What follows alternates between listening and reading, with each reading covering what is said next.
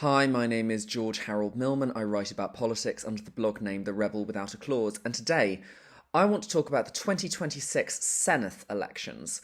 Much friendlier with the public, much more hostile amongst the candidates. For the last few weeks, most of my time has been spent campaigning for my boyfriend Owen in the Welsh Senedd elections on the 7th of May. I've temporarily given up my various jobs to focus on this. It's still early days at this point. Owen's candidacy hasn't even been formally registered yet, but on the whole, the campaign is going really well. Owen is an independent candidate focusing primarily on social care, disability rights, and support for the most vulnerable. Regular readers will know about how he stood for Parliament in the 2024 general election for the constituency of Monmouthshire, primarily because none of our local politicians, irrespective of what party platform they were standing on, were properly representing those with disabilities. Owen and I had spent a number of years campaigning to save Tudor Street Day Centre in Abergavenny, a campaign that was eventually successful, in part because of Owen's election campaign. Owen was never really in danger of winning, but Monmouthshire was a tight marginal between Labour and the Conservatives, and his candidacy meant that Labour had to significantly improve their campaign to avoid getting the Tories back in. As I discussed in my New Year blog, Tudor Street Day Centre is now being run horrifically badly. There's been one of the most grotesque abuses of power there that I've ever seen in my life, and local politicians have been just as unhelpful as they were when we were trying to save it from being demolished. This is a big part of why Owen has decided to stand again, having previously never intended to do another venture into politics. It's 2 years later, and things for the most vulnerable people in our local area have not particularly improved. In fact, there's an argument that they've got even worse. Hence Owen deciding to stand for the Senedd, the constituency of Sir Fynwy Torfaen. The logistics of standing in the Senedd are a little different to standing for Westminster. One of the major differences is that in the Senedd, the voting system is different. There's something of a strange version of proportional representation. Everyone gets just one vote. There are 6 seats in the constituency to be won, and how many a party wins depends on how many votes they get. This makes things more democratic in one respect, but in another it means you cannot specifically choose which candidate to vote for. You vote for a party, and then the party decides who will fill the seat. I am personally not too keen on this, as I regularly champion voting for a person, not just a party. Party leaders change, manifestos change, and who you felt like voting for at the time may, in time, turn out not to have been worth it. I always say that you should ask yourself when casting your vote, how much do I trust this candidate to represent my best interests? With the Senedd elections, you can't do that, and that's a problem. However, it does give an independent candidate like Owen a slight advantage. If you vote for an independent, you do know where your vote is going. In our constituency, this is also the case if you vote for the Green Party, because there is only one Green candidate, Ian Chandler. Ian Chandler was also the Green Party candidate in 2024 and is the Cabinet Member for Social Care, Safeguarding and Accessible Health Services. You would think that with a job title like that, it would be extremely counterproductive to stand against them. Both Owen and myself would far rather be out campaigning for Ian, especially given the Green Party's recent phenomenal success at the Gorton and Denton by-election. Unfortunately, our personal experience of Ian has not filled us with confidence that they truly have an understanding of what the most vulnerable people need. They have consistently proven themselves difficult to contact, obstructive, and lacking in empathy, to the extent that they once used the Nazi slogan "final solution" at a public council meeting in the context of discussing where disabled people should go. I think this was more a slip of a tongue than an intentional dog whistle, but I still think it demonstrates a distinct lack of recognition about how that might make vulnerable people feel, some of whom were actually in the room at the time. I like the Green Party, and have been impressed by Zach Polanski's leadership, but if I have a fault with the Green Party, it's that their candidates can be quite hit or miss, and whether they're worth voting for really depends on where they live. This actually is the opposite to the Labour Party's problem, where candidates are not allowed to stand if they're in slight disagreement with the leadership on anything. I hope the Green Party makes gains in the Senedd in general, and I think they have a good chance of doing so, but they do not deserve to gain a seat here. The party that across the UK people are most concerned might make gains is Reform.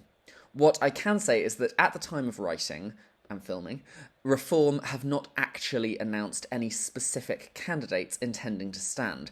I presume that Reform candidates will be announced soon, but it does seem quite odd given that every other major party and even some minor parties announced their candidacy a long time ago.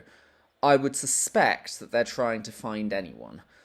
I recall in 2024, for about a week, the Reform candidate on the website was constantly changing before Richard Tice's office manager, Max Windsor-Peploe, was finally announced.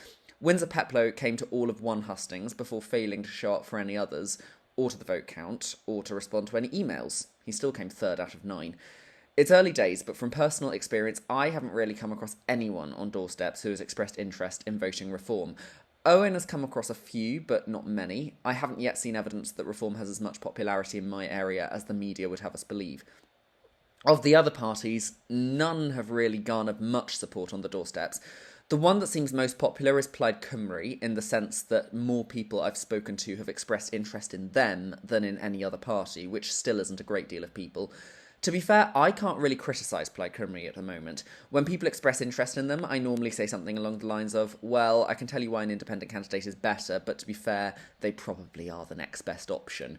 I've had a few Tories, but more out of loyalty than because they're especially popular, but the really fascinating one is Labour. To be clear, I can't immediately recall anyone I've spoken to on a doorstep who has definitively said they're going to vote Labour. This is a significant change from 2024, in which trying to battle the Labour surge sometimes felt like swimming against the tide. I don't believe this change is altogether unexpected, though. Polls consistently show Keir Starmer and his government as one of the most unpopular administrations the country has ever had. In 2024, people wanted to get the Tories out by whatever means possible. In 2 years, Labour has absolutely squandered the goodwill people were willing to offer them.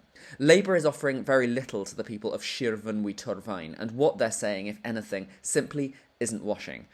But it's not just people's reactions to the Labour Party that have been fascinating at this election, it's the Labour Party's behaviour itself. In 2024, in spite of not really having faith in her as a politician, Owen and I ended up actually becoming quite friendly with our now MP Catherine Fuchs. I haven't been desperately impressed by her in Parliament. She is an uncontroversial yes woman who never does anything the leadership wouldn't want. This is evident from her page on They Work For You, which states that she's voted the same way as the majority of the rest of her party in 98% of instances.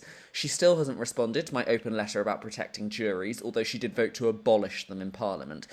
But I will say, in her defence, that she is a genuinely kind person who has never been anything but polite and respectful to Owen, threatened to boycott a hustings that he wasn't invited to, and praised his campaign in her acceptance speech.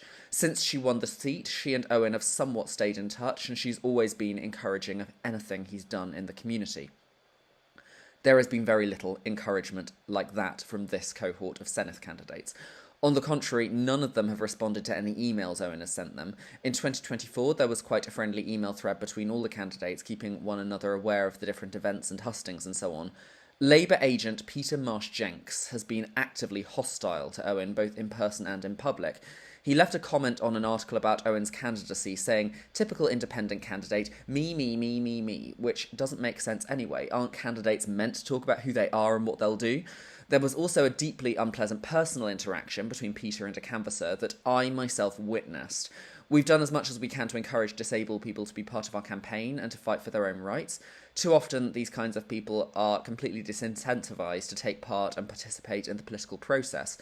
One of our campaigners is an extremely dedicated young woman who we've become good friends with. On this occasion, she knocked on a door which turned out to be the home of Peter Marsh-Jenks. He very rudely and aggressively said to her, "Do your research, love, I'm the Labour agent," and slammed the door in her face. Both of us were quite taken aback by that. It is not the job of our canvassers to find out where the Labour agent lives, and it is rude and disrespectful to speak to someone on a doorstep like that, particularly if, as this canvasser was, they are visibly disabled. I was disgusted and appalled by this behaviour, and I think the fact that someone who behaves like that can hold a senior position on a Labour Party election campaign speaks volumes about what Labour's priorities actually are, and the fact that they do not have the best interest of the community's most vulnerable people at heart. As unpleasant as that experience was, I am really hopeful that it's a reflection of how badly Labour is performing. More than support for any particular party, what I've had quite often on doorsteps is people saying, "I'm not voting because I don't trust any of them." And I've responded to that by nodding and saying, "Yes, I completely understand why you feel that way. That's why my boyfriend is standing, because he didn't want to vote for any of this sorry lot either."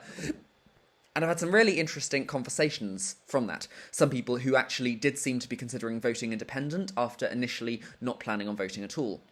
A week is a long time in politics, and we still have 6.5 weeks to go, so I'm certainly not predicting anything, but I am cautiously optimistic that it is possible for Owen to win. The increased warmth from members of the public and substantially increased hostility from the other candidates, particularly Labour, demonstrate that something has shifted. People don't want shiny and dishonest centrism. They also, contrary to popular belief, don't want nationalism and fascism. People want ordinary folk who are prepared to listen and understand them, and I really hope we see that reflected in the result on the 7th of May.